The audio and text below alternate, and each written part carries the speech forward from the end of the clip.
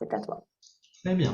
Eh bien, bonjour à tous. Merci d'être là, présent, de porter un intérêt pour les Pyrénées. Alors, je vais vous partager mon écran. Normalement, ça devrait fonctionner. Voilà. Donc, vous êtes là pour écouter, découvrir un peu les Pyrénées si vous ne connaissez pas. Nous, on est une agence basée sur Arros, donc au cœur des Pyrénées, dans les Hautes-Pyrénées. Pour ceux qui connaissent, on est proche des stations de Saint-Lary-Soulan et de Péragude ou d'Anvielle, qui sont notamment connus par rapport à des stages sportifs que les équipes de rugby comme le Stade Toulousain ou le Biarritz Olympique viennent se ressourcer l'été, faire les stages de cohésion. Donc voilà, notre principale production est sur du voyage sportif, de l'aventure nature qu'on propose dans les Pyrénées. Alors côté français bien sûr, mais aussi côté espagnol. Hein, je vous ferai une petite démo. Donc pour se présenter, moi-même, voilà, Guillaume, je suis gérant et en même temps accompagnateur en montagne, donc je suis en même temps au bureau, à la production, et il m'arrive aussi encore d'accompagner quelques groupes sur des séjours. Nous sommes deux salariés donc, dans l'agence.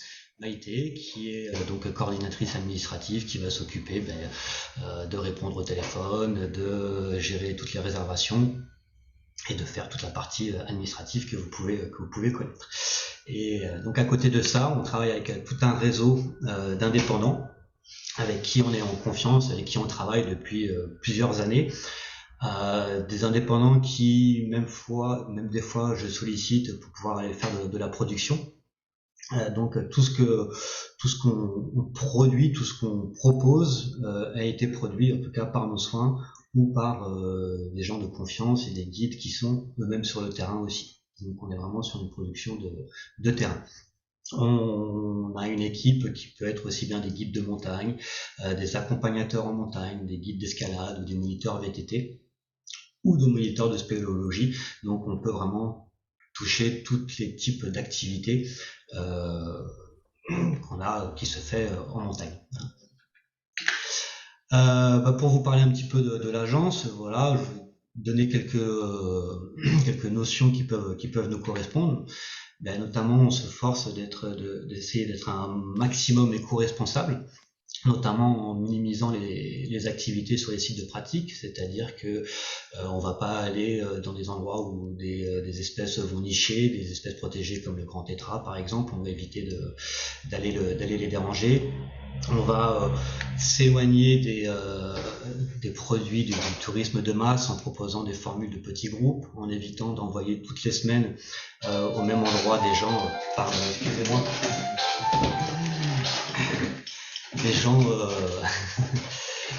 pardon, donc toutes les semaines au même endroit, d'éviter de les envoyer pour qu'on détériore les sols, etc. à ces niveaux-là.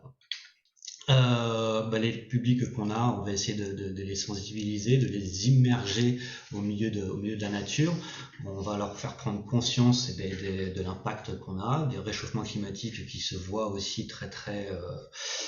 qui sont assez importants en montagne, notamment par rapport à la végétation ou des animaux qui vont remonter en altitude chercher de la fraîcheur. Donc voilà. On essaie de solliciter un maximum les acteurs locaux aussi. Donc travailler avec un tourisme, des hébergeurs locaux, on travaille avec des épiceries locales quand on veut proposer des petits déjeuners comme vous avez sur la photo qui sont là en pleine montagne. On essaie d'avoir des circuits courts un maximum. On est toujours en relation de confiance avec nos prestataires, nos hébergeurs. On échange souvent, on se rend visite assez souvent aussi. Ça fait partie d'un esprit de confiance qu'on pourrait avoir entre eux et nous, quoi. Évidemment, on respecte les populations locales, le patrimoine et les traditions de tous les endroits qu'on visite.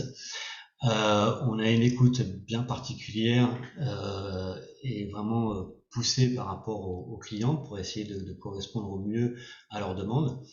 Et puis de conjuguer les demandes qu'ils peuvent avoir et puis les valeurs que nous on essaie de maintenir. On essaye d'être très réactif, professionnel dans l'organisation des séjours. Voilà, l'avantage c'est qu'on est deux, alors c'est certes on n'est pas beaucoup, mais on sait de quoi on parle et quand les gens ont des questions ou des remarques à nous faire, on est au courant. Et puis une autre particularité qu'on a, c'est que sur tous les séjours qu'on propose, on met un guide de l'équipe qui va permettre de gérer les prestataires qu'on pourrait faire intervenir. Ça permet de gérer la relation au niveau du groupe et du coup d'éviter que des problèmes surviennent. Voilà. Alors, les différents publics qu'on va toucher, ils sont assez larges au final. On va avoir des publics plutôt individuels, donc des personnes qui veulent pratiquer la montagne de manière encadrée, des personnes qui veulent vivre une expérience originale, qui ne pourraient pas faire seules. Donc nous, notre professionnalisme est là pour les conseiller, les amener dans des endroits qui n'auraient pas l'accessibilité par eux-mêmes. Ceux qui souhaitent devenir plus autonomes en montagne aussi, ce qu'on peut appeler l'école de la montagne, je vous en parlerai juste après. Et puis après, on va avoir une clientèle de groupe, voilà, qui est un peu nous, alors aujourd'hui, notre cœur de métier. On travaille beaucoup avec les écoles, les scolaires, et les colonies aussi. Ça représente à peu près entre 60 et 70% de notre activité. Donc on est vraiment spécialisé dans le groupe. On a aussi des équipes sportives qui viennent nous demander justement des stages de cohésion, des CE, des séminaires. Ça arrive souvent, des groupes d'amis et des familles. Vous voyez, par exemple, on aura pu avoir l'équipe de Tremblay, qui est une équipe assez placée au niveau du hand, à qui on a proposé de la course d'orientation. On a eu l'équipe féminine du Paris FC de football, qui venaient nous voir, on leur a fait des bike and run, c'est-à-dire par équipe de deux, une en vélo, une qui court à côté, ou encore des équipes de rugby avec qui on a fait des sommets à plus de 3000 mètres. Donc en gros, c'est un peu tous les publics qui nous sollicitent pour créer des produits montagne. Pour vous résumer un peu les Pyrénées, côté aussi bien France que Espagne, nous on va intervenir sur, on va dire, entre 12 régions, départements. On va parler de régions côté espagnol, départements côté français. Donc ça nous laisse un terrain de jeu qui est quand même assez vaste, et puis surtout qui est très varié. Alors pour quelques exemples, on pourrait avoir côté ouest, en plus après le Pays Bas, ce qu'on appelle le Cantabrie, donc le Pico de Europa, qui se situe dans les Asturies, qui est une réserve nationale où on y trouve des loups, on y trouve des ours aussi qui sont placés là. Un secteur qui est très très nature. Alors dans le Pays Basque, on pourrait avoir le train de la Rune, qui est emblématique du Pays Basque. Alors là, on monte un petit peu moins haut dans cette région-là, mais ça reste aussi avec un accès à l'océan qui n'est pas négligeable. La Navarre, en côté espagnol, donc qui tend vraiment à devenir une destination décarbonée et verte. Alors un des endroits les plus connus dans la Navarre, ce serait le désert des Bardenas, où différents westerns ont pu être tournés par là-bas. On a le fameux pic du Midi d'Osso, voilà, qui est un des seuls volcans, on pourrait dire, qui est sur la chaîne des Pyrénées, qui lui aussi est très remarquable et très connu. Peut-être que vous avez déjà entendu parler du fromage de brebis d'Osso Lirati. Voilà, c'est là où aussi on a une grosse production de fromage, une vallée où on produit ce genre de fromage. Voilà. Côté espagnol, l'Aragon, qui est formidable, qui a un vaste territoire. Donc, si on se concentre plus sur les Pyrénées aragonaises, on va avoir le Mont Perdu, qui est le 3e sommet des Pyrénées, et ces canyons qui s'y rapportent, notamment le canyon d'Anisclo, le canyon d'Ordesa, qui sont vraiment spectaculaires, qui permettent aussi bien la randonnée que le canyon, par exemple aussi. Et un endroit, on va dire, de renommée internationale pour le canyon, qui est la Sierra de Guara, en Aragon. Là, on va retrouver des eaux turquoises, des grandes cheminées de fées, comme vous pouvez voir sur la photo aussi. Dans les Hautes-Pyrénées, donc plus proche de chez nous, on va avoir le pic du Midi de Bigorre et son observatoire. Le cirque de Gavarnie, qui est classé au patrimoine mondial de l'UNESCO, qui est connu internationalement. La station Cauterets, que vous connaissez peut-être aussi, avec le Plomb d'Espagne et ses magnifiques cascades, qui sont par là. Et la réserve de Nouvielle, qui elle, est juste à côté de chez nous, avec plus de 70 lacs qui sont naturels, qui sont dans cette réserve. Allez voir. Si on se décale un petit peu plus vers l'est, on a l'Andorre, hein, où là on propose aussi quelques activités en Andorre. Andorre donc, qui est vraiment enclavé dans la montagne et qui bénéficie d'un enneigement assez remarquable, aussi l'hiver. Un peu plus dans l'est, côté France, on va avoir l'Ariège, l'Aude, les Pyrénées-Orientales, où là on pourrait parler un petit peu plus d'histoire, notamment avec le pays Cathare, et donc tous les châteaux cathares qui sont à visiter. On va avoir l'Ariège qui va rester très sauvage. C'est là où on va compter le plus d'ours en liberté au niveau des Pyrénées. Et puis après tout ce qui est les Pyrénées-Orientales avec le Canigou par exemple aussi, qui est un sommet assez mythique, proche de la mer Méditerranée. Et enfin on a la Catalogne avec les endroits remarquables comme les Encantats, qui est un petit peu comme la réserve de Néouvienne mais côté espagnol. Le Mont Réveil, voilà, un grand canyon, vous pouvez voir avec des eaux turquoises, où là on a plutôt tendance des fois à se balader en canoë à travers ces paysages magnifiques qui ne laissent pas indifférents. Et une autre région, les volcans de Garrotxa en Catalogne, voilà, qui est une région assez surprenante aussi. Donc tout ça pour dire que dans les Pyrénées, c'est varié, on a de quoi proposer des aventures différentes, adaptées à différents publics, et il y en a un petit peu pour tous les goûts, pour tous ceux qui aiment les espaces à relief. Alors tout ça va m'amener à vous présenter un peu différentes thématiques et produits que on pourrait vous proposer. Alors, je vous en parlais tout à l'heure, c'est l'école de la montagne. Donc là, on est plus axé sur des formations pour que les gens puissent devenir plus autonomes, apprendre à comment faire un sac, par exemple sur la préparation d'un GR, qu'est-ce qu'on va mettre dans son sac, si on part 3 jours, quelle quantité de nourriture, quel type de nourriture on va prendre, comment on lit une carte. Tout ça, voilà, pour que les gens puissent devenir plus autonomes. Apprendre à faire un bivouac, c'est-à-dire où c'est qu'on plante la tente, est-ce que c'est autorisé de faire un feu, pas autorisé, quels sont les risques si on fait un feu par rapport à l'environnement, par rapport à la sécurité aussi, comment on prépare son sac, pareil pour un bivouac, quelles sont les affaires importantes à ne pas oublier. Ça font partie de ces produits.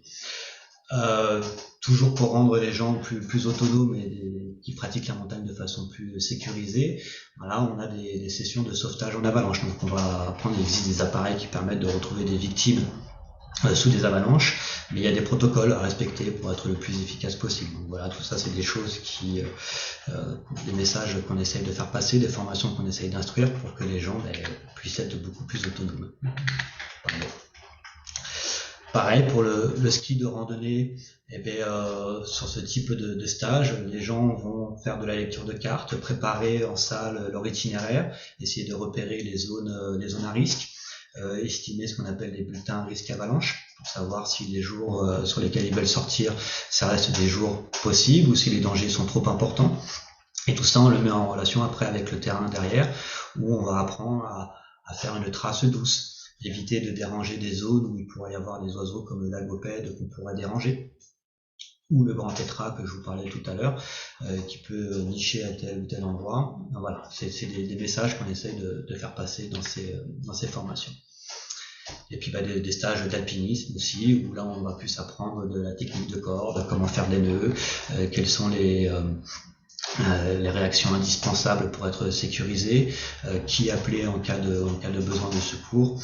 Voilà, c'est ce qui fait un peu tous ces stages de formation à la montagne, surtout pour devenir plus autonome. Après, on a la raquette. Donc, la raquette, on va dire que ça représente bien le saut-tourisme à l'heure d'aujourd'hui, où c'est un déplacement qui reste doux, qui est accessible au plus grand nombre, parce que il n'y a pas besoin d'avoir une condition sportive ultra développée pour pouvoir faire de la raquette. Il y a différentes formules. Le plus souvent, ça se fait en étoile. Alors en étoile, c'est qu'on a un point d'hébergement fixe et on rayonne à partir de ce point d'hébergement, ce qui permet d'adapter en fonction de la capacité du groupe les zones où on peut aller faire de la raquette aussi. On associe souvent la raquette après de la balnéer à des termes, c'est-à-dire aller se tremper un petit peu dans les eaux chaudes après la sortie raquette, c'est-à-dire que le contraste entre le froid vécu pendant la journée et la relaxation le soir en allant se mettre dans des bains chauds. Alors, on travaille sur des groupes pas très important. Voilà, on essaye de rester entre 4 à 10 personnes. Généralement, on bloque aux alentours de 8 personnes, la taille d'un minibus, histoire de pouvoir transporter les groupes après sur les différents lieux de départ de randonnée. Et après, pareil, au niveau des hébergements, eh bien, on peut avoir aussi bien du haut de gamme que des conforts un peu plus sommaires en maison familiale ou du type refuge gardé en hiver avec des dortoirs, mais ce qui reste l'esprit montagne. La raquette, ce déplacement doux permet aussi de pouvoir s'éloigner un petit peu des secteurs tels que les stations de ski, aller à la rencontre des animaux, faire des observations et vraiment rester dans un état contemplatif par rapport à la montagne. C'est souvent ce que le public réclame quand ils viennent chercher de la raquette à neige. Ah, on a des propositions sur des séjours multi-activités diverses, c'est-à-dire on a de plus en plus de demandes de gens qui veulent venir à la montagne l'hiver, mais qui veulent pas forcément faire du ski de piste tout le temps. Eh bien, il y a un tas d'activités qui peuvent se faire. Je reviens à la raquette, on peut avoir de la construction d'iglous, alors plus ou moins artistique. Les iglous, ça peut être des sculptures de neige aussi. On fait du chien de traîneau. Voilà, le chien de traîneau a un énorme succès. C'est très très demandé, très très sollicité. Des nouveaux produits qui deviennent accessibles aussi, notamment grâce à Martin Fourcade, c'est le biathlon. Alors le biathlon avec ou sans ski, ça dépend des conditions d'enneigement. Voilà, ça reste une activité qui est très ludique. On utilise des carabines laser, il y a zéro risque. Et voilà, les gens se prêtent bien au jeu aussi. Il y a souvent des petites compétitions internes là qui se jouent et tout ça, ça reste bon enfant. Voilà, mais pour montrer qu'il y a possibilité de proposer des séjours où on ne fait pas de ski alpin, ou alors il y aura peut-être une journée, une demi-journée de ski alpin dans le séjour. C'est un public plus axé sur des familles. On vend de la multi-activité pour les sportifs aussi, où là on va y incorporer du ski de randonnée, peut-être des sessions de freeride, donc du ski un peu hors piste. Tout ça encadré par des professionnels et de façon bien entendu sécurisée. On change de saison. Encore l'été, ce qui a eu un fort succès cet été, ce sont tout ce qui est activité d'eau. Il a fait très chaud. En montagne, on a eu très chaud aussi, mais c'est resté un peu plus frais que dans les grandes villes. Et puis, à l'heure d'aujourd'hui, on a encore de l'eau chez nous, même si les réserves commencent à diminuer un peu. Les gens avaient envie de se rafraîchir cet été, donc beaucoup d'hydrospeed, de rafting, de canoë. Voilà, c'est des choses qui ont vraiment un grand succès cet été. Et puis, ça reste très ludique, très enjoué, et ça plaît. Voilà. Donc on a des semaines, on peut faire des semaines à thème sur l'eau vive. Pour rester dans l'eau, on a des stages et des séjours canyoning aussi. Donc le canyon, c'est souvent on évolue comme son nom l'indique, dans des canyons, dans des gorges souvent aquatiques, où là on pourra faire des toboggans, faire des sauts, faire du rappel. Il y a des petites portions où on nage. Voilà, on a une menu de combinaison parce que l'eau reste malgré tout un peu fraîche. Et un endroit, comme je vous le disais tout à l'heure, qui est remarquable et vraiment connu internationalement, c'est la Sierra de Guara, qui est en Aragon. Voilà, vous pouvez voir sur la photo du bas avec les eaux turquoises. Voilà. En plus de faire une activité sportive, on évolue vraiment dans un cadre magnifique. Alors, c'est des activités qui peuvent être un petit peu coûteuses parce qu'on va rester sur une petite capacité de groupe. Vous voyez, on a des capacités qui vont entre 4 à 8 personnes pour chaque groupe. Et donc un guide peut encadrer jusqu'à 8 personnes. Mais ce qui en fait aussi, le guide est beaucoup plus présent pour les gens qui sont là, pour rassurer ceux qui auraient des angoisses ou autres après derrière.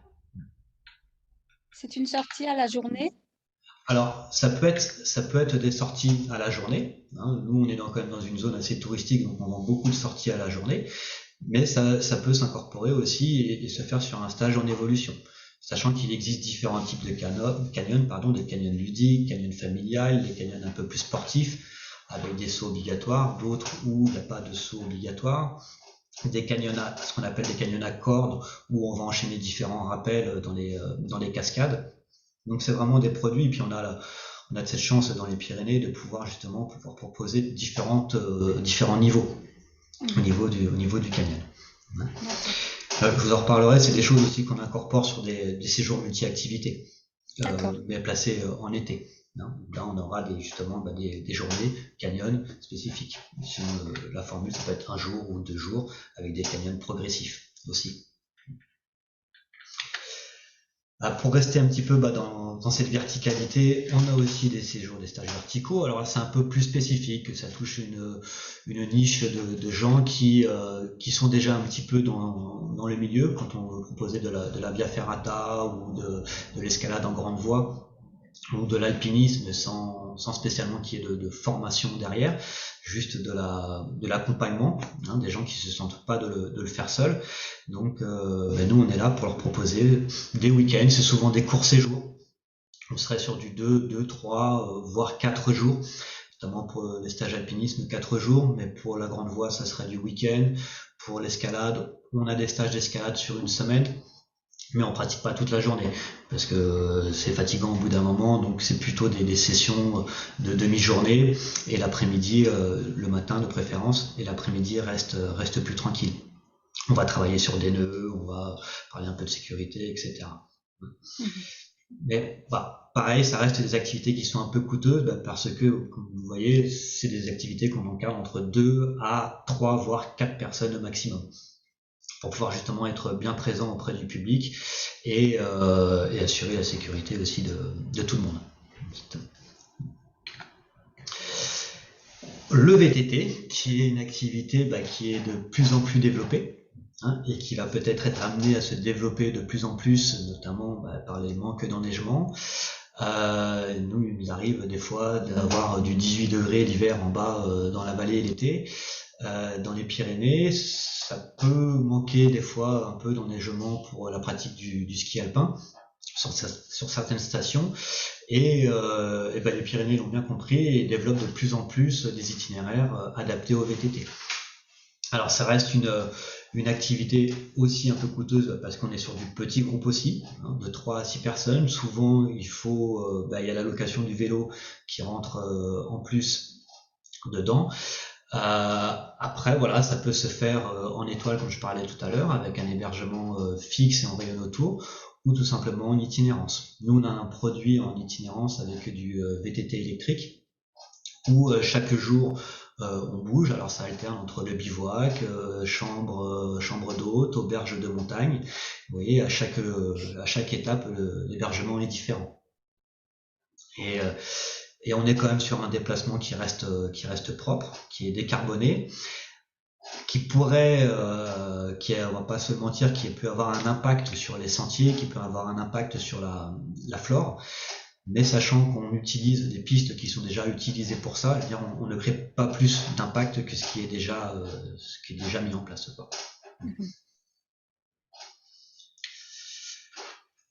On peut pas partir en montagne sans penser forcément au trek ou à la randonnée. Donc là, pareil, on en a pour tous les goûts. On est vraiment aussi là dans du slow tourisme. On prend le temps en montagne. La plupart du temps, on prend le temps. Alors, on a des sportifs qui veulent aller vite. Et la plupart des groupes qu'on a, c'est pour contempler, admirer, parfois faire un peu l'exploit sportif, aller atteindre un sommet à 3000 mètres. La différence entre randonnée et trek, c'est que la randonnée, on sera pareil un point fixe ou 2 points fixes. On change, on va dire en milieu de séjour, on change d'hébergement pour se rapprocher d'un autre secteur. Et on va rayonner pareil en étoile à faire des randonnées à la journée. L'avantage, c'est que ça permet de mieux gérer la météo, mieux gérer les conditions, les capacités des participants aussi. Et puis après, à côté de ça, on a le trek, qui lui est plus itinérant, c'est-à-dire que une fois qu'on est parti, on est parti. Qu'on est obligé de faire la boucle. Donc, ce qui nécessite peut-être un niveau sportif un peu plus important que des gens qui ne font jamais de sport. Après, ça reste une accessibilité au niveau du tarif aussi, parce que c'est pas une activité qui va coûter très très cher. Les hébergements sont différents. Comme on dit, on peut être dans de la chambre d'hôte, on peut être dans la résidence hôtelière. On peut faire en trek de refuge en refuge, ce qui est plus facile, ou si on a vraiment un public qui veut vraiment être immergé dans la nature, c'est-à-dire qu'on peut le faire en bivouac. Donc tous les soirs, il faut planter la tente, il faut redéplanter la tente, on se fait à manger. C'est une vraie aventure de montagne. Et toujours accompagné de nos guides. Eux, ils sont là pour gérer le tempo, gérer le rythme de marche, gérer la fatigue des gens. S'il faut monter un camp, ils sont là. Alors ça reste participatif, mais ils sont là pour conseiller. Pareil pour la nourriture. On gère tout ça au niveau des groupes et le guide est là justement pour assurer tout ça aussi. Alors la plupart du temps, ça va du week-end, 3-4 jours, mais on a des demandes de 8 jours de trek, ça arrive aussi. Et donc la multi-activité, qui a été un peu notre best-seller cet été, donc qui a bien marché, notamment au niveau des familles. Alors l'avantage, c'est que en un espace d'une semaine, ils peuvent toucher à un maximum d'activités, que ce soit aussi bien de l'escalade que de la randonnée, de la spéléologie, de la tyrolienne, du rafting. Voilà, chaque demi-journée, ils ont une activité, il n'y a pas de temps mort. Ça s'enchaîne pas mal. Tout est bien centralisé aussi sur les destinations où on peut proposer ça. C'est centralisé, c'est-à-dire qu'il n'y a pas des kilomètres à faire pour pouvoir aller se rendre au départ d'une activité. D'ailleurs, on est en train de réfléchir à avoir un parc de VTT électrique pour développer ce séjour vraiment en zéro carbone, c'est-à-dire qu'une fois que la famille est dans son hébergement, ils ont les vélos à la semaine et le vélo électrique qui leur permettent de se rendre sur les différentes activités. Final. Et donc là, si on arrive à faire ça, on sera vraiment sur du zéro carbone. Au final, au niveau même du séjour, un zéro carbone, entre guillemets. Voilà pour les séjours multi-activités. Et après, on a le séjour à thème multi-activités qu'on fait aussi. Alors, peut-être plus sur le thème de l'eau. Ça, on l'organise en Aragon. On va avoir du paddle, du canoë, du rafting, différentes séances de canyoning, ce qu'on parlait tout à l'heure aussi. Et chez nous, plus dans la vallée d'Or, là, à côté de Saint-Lary, on a un séjour qui est plus rapproché sur le caillou. Donc on va avoir essentiellement de l'escalade, du VTT, plusieurs séances de spéléologie, de la spéléologie horizontale, donc on va ramper plutôt sous la terre, et de la spéléologie verticale, où là il va falloir descendre en rappel à plus de 60 mètres de profondeur. Donc tout ça, pareil, c'est des formules et puis des formules qui peuvent être fabriquées sur mesure, en fonction de la demande du client, en fonction du temps qu'ils veulent y passer, du nombre d'activités qu'ils veulent par jour, s'ils veulent des activités, des demi-journées libres ou des journées entièrement libres pour pouvoir se reposer ou tout simplement faire autre chose. Voilà, on a cette possibilité, cette force de vraiment de coller au désir du client.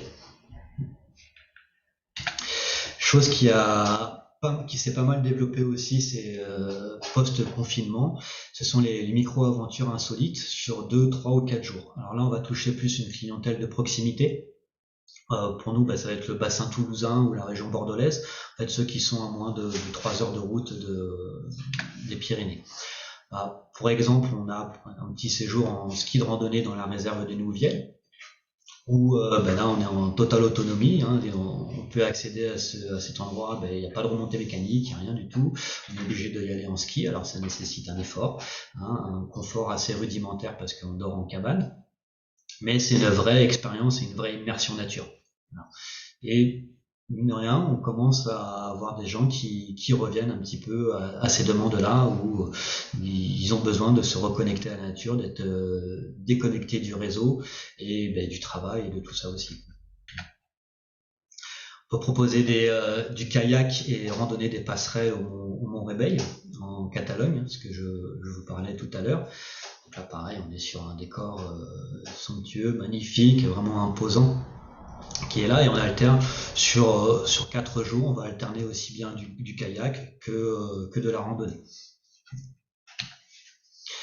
Le Brame du Cerf, Voilà, là on est en plein dedans en ce moment, ça brame de tous les côtés chez nous. Voilà, on a quelques week-ends là pour le coup où les gens viennent, on se fait notre petite approche, notre petite randonnée, on va dormir en cabane, ça reste rudimentaire, mais vous voyez le petit feu, la petite soupe qui chauffe au coin du feu, pris dans sa cabane. Une fois qu'on a mangé, on ressort en nocturne là pour aller écouter le cerf, essayer de l'observer. Si on a la chance de voir des combats de cerfs en plus, voilà, tout ça en restant à l'écart pour pas déranger. C'est quelque chose qui reste quand même assez impressionnant et les gens sont assez stupéfaits à chaque fois qu'ils participent à ce genre de week-end. Je vous parlais de la spéléo tout à l'heure aussi. Voilà, on a de la demande pour ce genre de produit, pareil, sur 3 jours. Une évolution, on en parlait tout à l'heure, de la spéléo horizontale, une spéléo verticale, en fonction de la capacité des gens. Le guide, lui, va pouvoir proposer après différents types de grottes avec différentes explorations. Là, je ne sais pas si vous avez déjà pu faire de la spéléo dans votre vie, mais on est vraiment déconnecté. Une fois qu'on est sous terre, on occulte tout le reste, tout ce qui peut se passer à l'extérieur. Des nuits en igloo. Alors voilà, là on a pas mal de demandes à ça. Je vous cache pas que la difficulté qu'on a ces dernières années, c'est l'enneigement. Parce que la nuit en igloo, c'est bien de vouloir vivre la nuit en igloo, mais il fait quand même assez frais dans un igloo. Donc nous, d'un point de vue logistique, il faut qu'il y en ait une cabane à côté pour qu'on puisse au moins manger au chaud et qu'on fasse que la nuit au niveau de l'igloo. Normalement, ça se fait sur un week-end, on part en raquette, on part avec les pelles, on arrive sur le secteur, on construit l'igloo avec les participants, donc ils ont aussi cette technique de voir comment on fait un igloo. On va manger dans la cabane, et puis une fois qu'ils sont prêts, hop, ils vont se glisser dans l'igloo. Voilà. Donc après on est là évidemment pour conseiller sur les vêtements, on peut fournir des couvertures en plus, des duvets, on met parfois des pots de bête au sol pour pas avoir trop froid. Et puis dans le froid on dort bien quand même. Hein. Et le lendemain matin, quand on se réveille, c'est petit déjeuner face au lever de soleil, et puis on redescend tranquillement sur la vallée, près derrière. Puis j'en parlais un petit peu tout à l'heure aussi, alors plus dans les formations, on peut avoir aussi l'initiation au bivouac. Donc là, c'est pas forcément pour apprendre à faire du bivouac, mais ceux qui n'ont jamais eu l'occasion d'aller dormir en montagne, sous tente ou même sans tente, parce que ça peut se faire. Et voilà, nous on est là pour pouvoir emmener ces gens qui ont envie qui recherchent ce genre d'aventure. Et donc on s'occupe pareil, on les conseille sur l'alimentation, sur le matériel qu'il faut prendre avec eux, et on est là pour trouver le lieu idéal avec la vue idéale qui leur permettra d'avoir vraiment des bons souvenirs. Voilà, j'espère que j'ai été assez clair et limpide sur toute ma présentation. Si vous avez des questions, je peux vous écouter, je peux y répondre. Oui, est-ce qu'il y a une possibilité de combiner sur 10 jours une partie trek et une partie rando?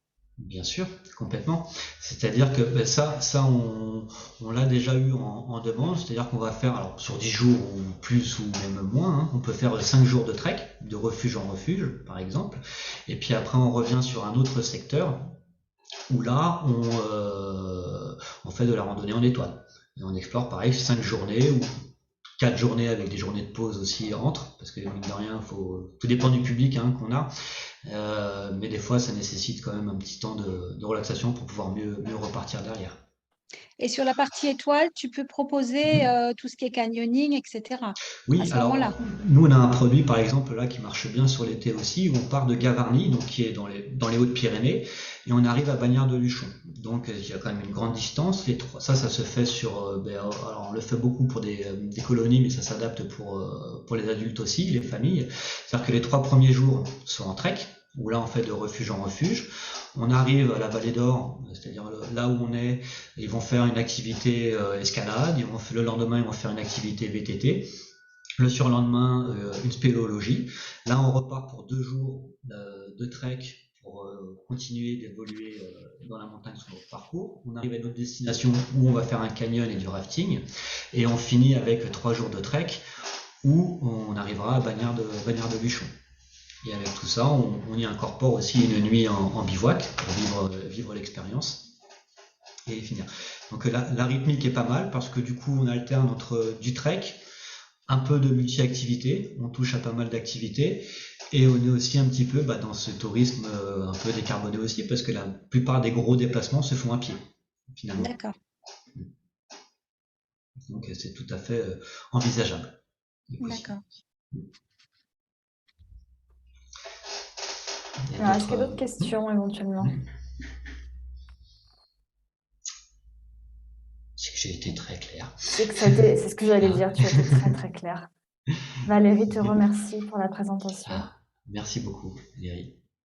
Super. Écoutez, dans tous les cas, vous avez les contacts de Guillaume affichés au besoin. Et encore une fois, donc, cette présentation est enregistrée. Et donc, elle sera disponible en replay à votre guise pour que vous puissiez la revoir au besoin. Et puis d'autres aussi, d'autres agences qui n'ont pas pu se joindre aujourd'hui avec nous. N'hésitez pas à demander si vous avez des questions, à me contacter. Je vous remercie en tout cas. Super. Je vais suspendre, hop, l'enregistrement.